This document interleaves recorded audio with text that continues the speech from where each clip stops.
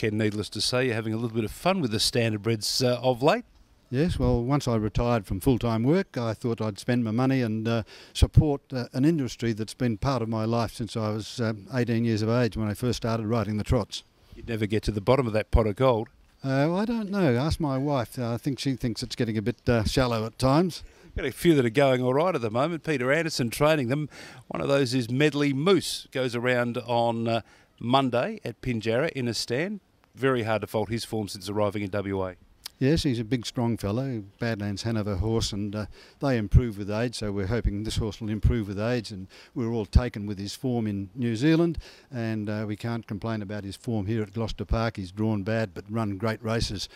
Whereas he's a bit more of a tough horse than a real fast horse, but we're hoping that he'll get a bit faster. He is very, very tough, and look, if he happened to find the front on Monday, it'd be awfully hard to beat. Yes, well, he's drawn the front line. He's off 10 metres, but there's no front line. And he's really on trial, I suppose, for the Kalgoorlie Cup, because I've had a starter in the Kalgoorlie Cup in about the last 4 or 5 years and have yet to win the Kalgoorlie Cup. So I want to win it.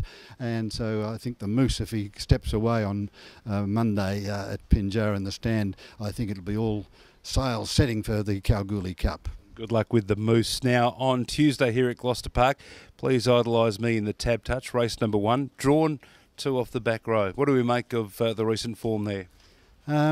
Bit disappointing, but I thought his run at Pinjarra last Monday was okay. He ran 8th or 9th or something like that, but he didn't get a clear run at any stage. He was back on the fence all the way, and Morgan couldn't get clear at any stage. Funny thing is, he's a C1 horse. Please Idolise Me. When we bought him, we thought, oh, this is going to be great fun. His sister's a horse called Adore Me, and she'd just won 16 or 17 in a row, and she'd won every classic in New Zealand. So it just shows you breeding's not everything. So hopefully this C1 on Monday, it might be the start of things to come. Let's hope so. The horse works okay. He's been working along well, and I think Morgan was a bit happy, a bit more happy with his run at Pinjarra last week than he was at his previous couple. So I reckon he's on his way up. There'll be some adoration there on Tuesday. Mighty Flying Thomas. Now, the Moose, strong, tough. Mighty Flying Thomas has got the necessary speed. He has. He doesn't work all that brilliantly, but he brings his best to the racetrack every week, you know, and he's tough and he's durable. He can do some work and he can still fight on. Often he'll drop the bit turning for home, and then he turns into the home straight and he'll find a bit extra. So that's what you love in a horse, and it's great to have a horse that can race week in and week out and pay his way well and truly. He is very durable. He's been up for what seems to be an eternity. He does, and it's great to have a horse like that because you get so many other horses that get little niggly injuries and you can only give them a few starts in each preparation. But Tommy, he does a great job every time he steps onto the track, and I reckon he's going to be right there in the finish after he runs at Gloucester Park on Friday night. So let's hope he runs a good race on Friday night. They don't earn in the stable. And absolutely. So let's hope we see Mighty Flying Thomas doing his best, and I think he's going to be hard to beat here at Gloucester Park. Go West Uterra's drawn the pole. We're not scared to go West Uterra, so Mighty Flying Thomas, he'll put the pressure on him in the concluding stages of the race, we hope. It was a good race, field of 6 in the Cowden Limited Pace. And in the following event, Chocolato, one of my favourite. I don't know whether he's favourite of too many, but he's drawn 2 off the back row. Oh boy, he is a hard one to catch. Yes, he's getting a bit like me, Wes. He's getting a bit old. I think he's just turned 9, so in horse terms he's getting on a bit, Chocolata. He's probably one of the best workers in the Peter Anderson stable.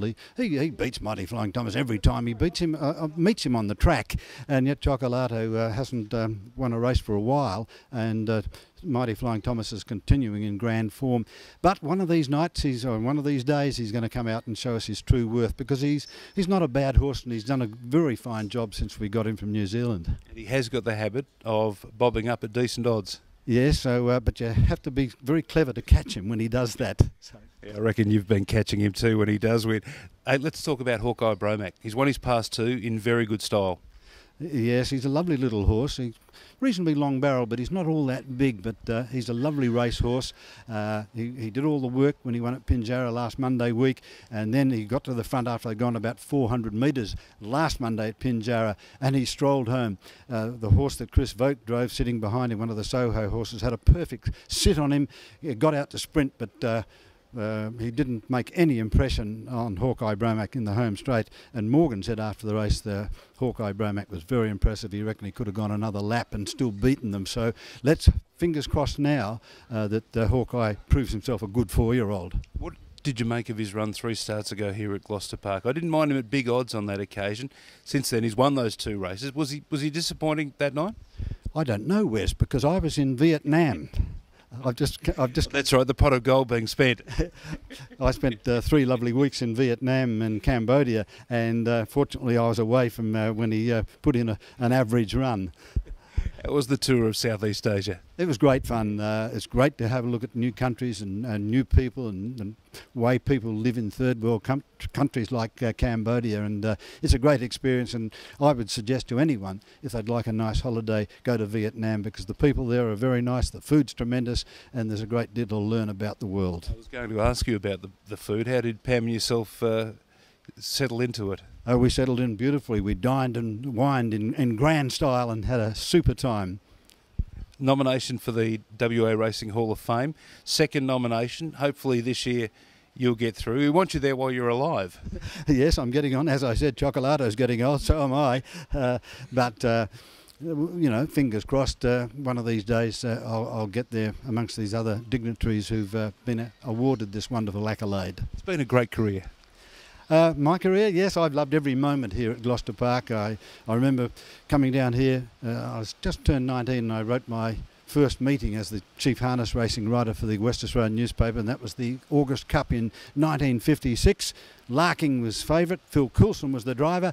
He led all the way and Larking rated about 2:13 and won the August Cup.